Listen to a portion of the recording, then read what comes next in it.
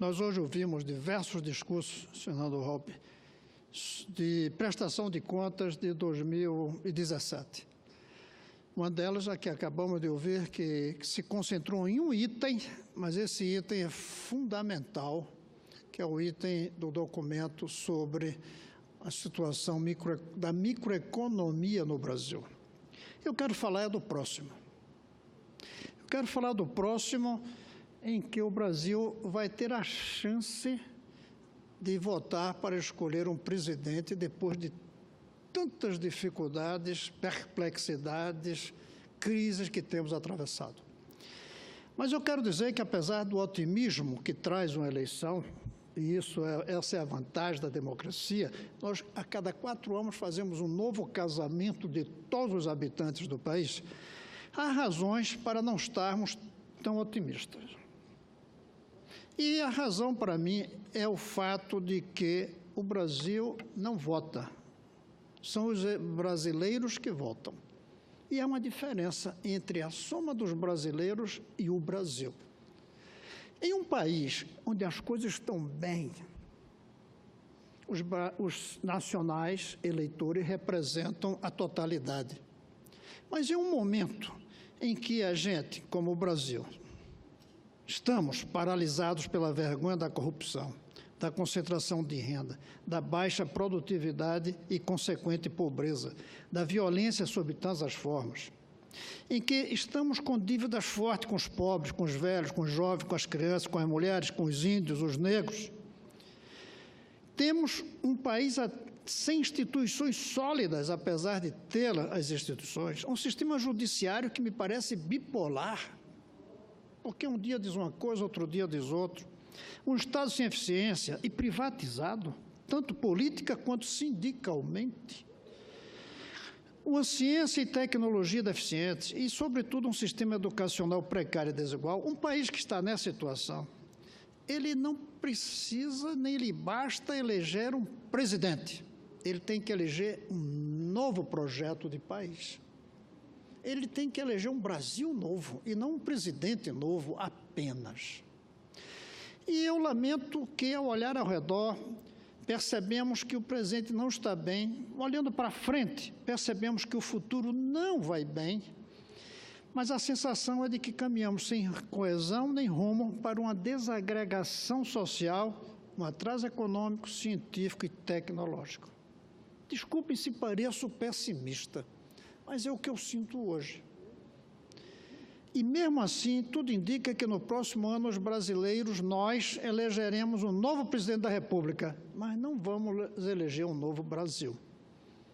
A sensação é de que os eleitores estão preocupados, cada um com seu interesse pessoal e do seu grupo, da sua corporação. E não com um conjunto que seria a soma dos brasileiros de hoje e os de daqui a 10, 15, 20, 30, 50 anos. Não se vê isso. Mas mais grave, não vemos candidatos pensando Brasil. O que nós vemos são candidatos que fazem pesquisas de opinião, ouvem o que cada grupo quer ouvir e diz o que cada grupo quer ouvir, em vez de dizer o que o Brasil precisa. É muito diferente dizer o que o Brasil precisa de dizer o que o eleitor quer ouvir. Os marqueteiros, inclusive, inventaram a palavra copiada dos americanos de nichos, que são os grupos, que eu posso dizer de corporações,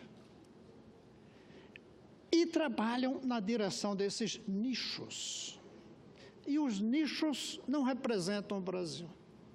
Nós, a meu ver, vamos entrar em um processo eleitoral sem candidatos pensando um projeto novo para o Brasil. Por exemplo, tivemos isso quando Juscelino Kubitschek traz uma proposta de Brasil industrializado, dinâmico pela indústria, não mais pela agricultura. Hoje nós não temos um projeto desse tipo e os eleitores não estão interessados. Vou dar um exemplo, mas podia dar muitos. A classe média brasileira e alta gasta 80 bilhões por ano com a educação de seus filhos. Uma média de 20 mil por família. Nós não vemos essa classe média alta dizendo: eu quero parar de gastar esse dinheiro construindo uma boa escola pública igual para todos. Não se vê isso. Porque a sensação é de que não querem seus filhos misturados com os filhos dos outros, ou seja, não querem os seus filhos no Brasil, querem os seus filhos na sua família. Caramba, já pensou? Eu não falo os muito ricos que estão mandando seus filhos para os Estados Unidos, para a Suíça. Eu falo uma classe média que faz um sacrifício enorme para pagar a educação dos seus filhos. Quanto poupariam se a educação de qualidade nas escolas públicas fosse suficiente para os seus filhos dessas classes médias? Mas por que não querem? A própria Previdência, a reação à reforma da Previdência, embora alguns pontos devam ser modificados, é mais por não querer perder alguns direitos e privilégios do que querer uma previdência sustentável para os próximos 50 anos. Quem votará na reforma da Previdência pensando na aposentadoria dos netos? Estamos pensando na nossa, porque falta o sentimento coletivo do Brasil inteiro. Isso leva a uma preocupação grande com o futuro do Brasil. Em 2018, o Brasil não votar. Votarem os brasileiros.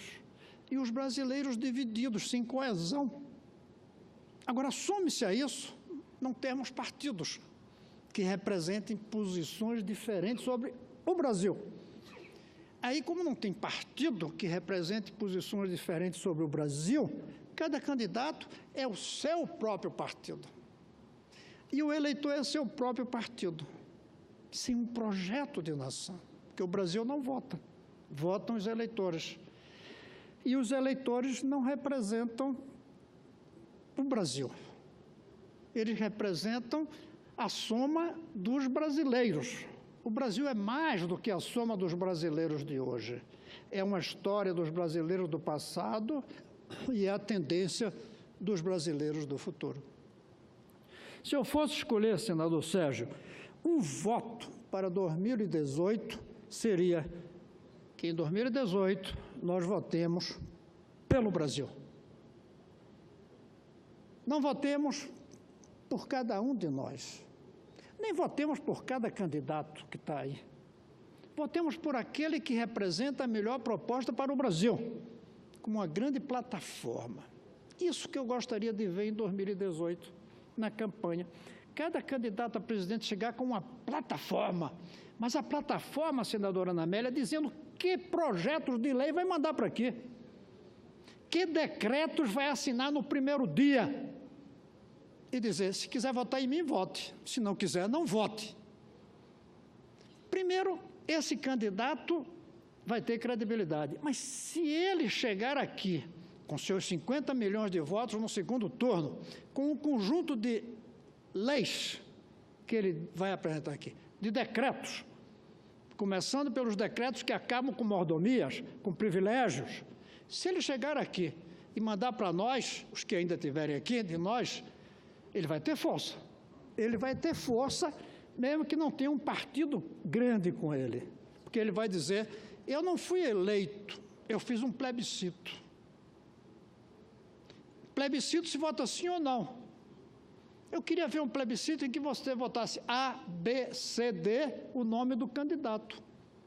O candidato ser plebiscitado pelo seu programa, não por sua cara, não por sua sigla partidária, nem mesmo por seu passado, mas pelo seu programa. Mas eu volto a insistir, um programa especificado, não intenções genéricas, não blá, blá, blá, dizendo o que propõe, quanto custa, quem vai pagar, em quanto tempo vai fazer e como fará. Eu queria ver uma disputa eleitoral para presidente dessa maneira. E dizendo: no final do meu mandato, o Brasil será desse jeito, diferente do que é hoje. E eu vou criar as condições, nesses 4 anos, para que nos próximos 20, 30, o Brasil seja desta maneira aqui. Porque não dá tempo em 4 anos. Mas gostaria, inclusive, que ele dissesse que, como é contra a reeleição, não será candidato à reeleição. Eu queria ver uma eleição plebiscitária, em torno a propostas, em que o candidato apenas encarnasse uma proposta, e não um partido, ou pior, um slogan, como a gente tem visto nas últimas eleições. Os candidatos de slogans, eu queria ver substituídos por candidatos de propostas detalhadas, fazendo contas, porque talvez um dos grandes problemas é que, em vez, senadora Ana Amélia, de que candidatos que fazem conta, nós vamos ter candidatos que fazem de conta, que é o que tem caracterizado a política brasileira dos últimos anos, fazer de conta, sem fazer as contas. Seria tão bom que 2018 nos trouxesse um processo eleitoral em que os candidatos tivessem ideias, propostas, fizessem as contas. Quanto custa, onde vem o dinheiro, como vai fazer. Eu não ando tão otimista de que isso acontecerá, mas eu creio que é um bom voto desse final de ano dizer que em 2018 votemos pelo Brasil.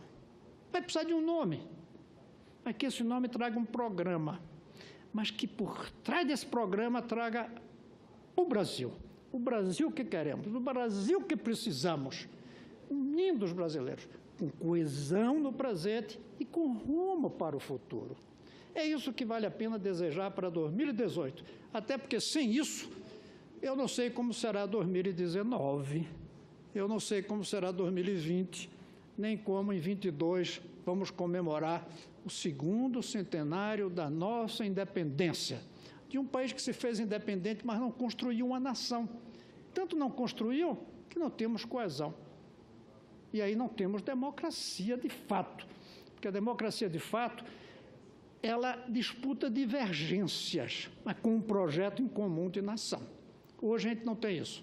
Eu espero que a eleição presidencial do próximo ano ajude a trazer essa coesão nacional e um rumo para o futuro. Esse é o meu desejo para todos nós, que em 2018 votemos pelo Brasil, não pelo candidato ABCD ou E, mas pelo Brasil. E temos a esperança de que isso possa acontecer, até porque o Brasil é muito maior do que nós. E se a esperança não se realiza agora, ela se realiza daqui a 10, 15, 20, 30 anos, para a nossa geração ou para as gerações futuras. Era isso, senhor presidente Sérgio, mas a senadora Ana Amélia pediu a palavra e, com muito prazer, eu passo a ela uma parte. Rapidamente, o senador Valdir Raupp já está a caminho da tribuna, senador Cristóvão Buarque.